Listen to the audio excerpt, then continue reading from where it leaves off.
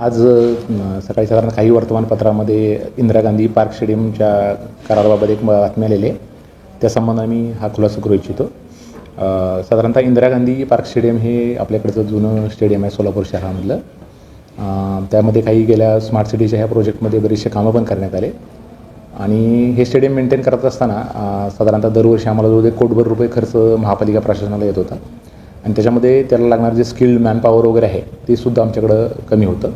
त्यामुळे जेव्हा हा विषय साधारणतः 5-6 महिन्यापूर्वी आमच्या चर्चेला आला, त्यानंतर आमच्याकडं MC प्रस्ताव घेऊन आलं होतं. त्यानंतर आम्ही एक विहित निविदा प्रक्रिया जी आहे ते राबवली. त्याच्यासाठी एक्सप्रेशन ऑफ इंटरेस्टची जी असतं ते साधारणतः 2 राज्यस्तरावरचे न्यूजपेपर होते, त्याच्यामध्ये आम्ही जाहिरात दिली आणि जून महिन्यामध्ये पूर्ण विहित प्रक्रिया जी आम्हाला महानगरपालिकेच्या कायद्यानुसार आहे त्यानुसार राबवून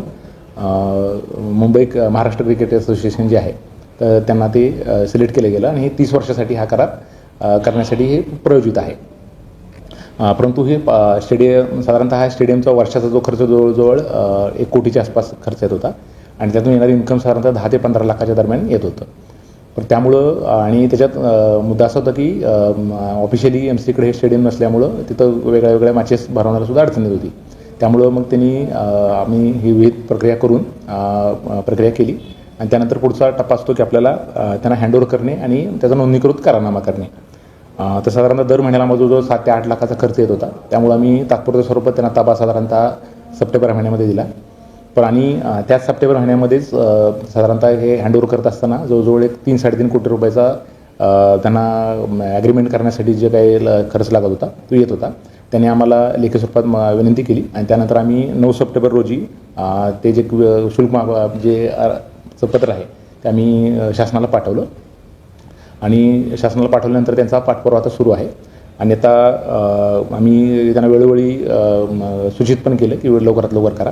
त्यानंतर मागच्या आठवड्यात आम्ही ही प्रक्रिया लवकरात पूर्ण करून घेण्यात यावी, अन्यथा जर आपण विहित वेळेमध्ये जर जे नोंदणीकृत करारनामा आहे तो जर आपण पूर्ण केला नाही तर आम्ही तो करार रद्द करू, अशी सुद्धा एक लेखी स्वरूपाचं पत्र आम्ही मागच्या आठवड्यात दिलेलं आहे.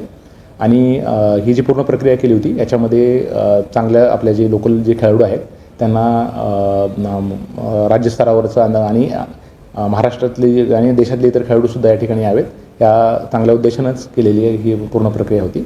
याच्यामध्ये जी प्रक्रिया आहे ते लवकरात लवकर पूर्ण करून घेण्यासाठी जे काही जर समजा त्यांनी शुल्कमाफी जर वेळेत मिळाली नाही आता त्यांना काही ठराविक वेळ देऊन त्यानंतर जर त्यांनी शुल्कमाफीचा प्रस्ताव शासनाकडून प्राप्त नाही झाला तर करारनामा रद्द करण्यात. धन्यवाद.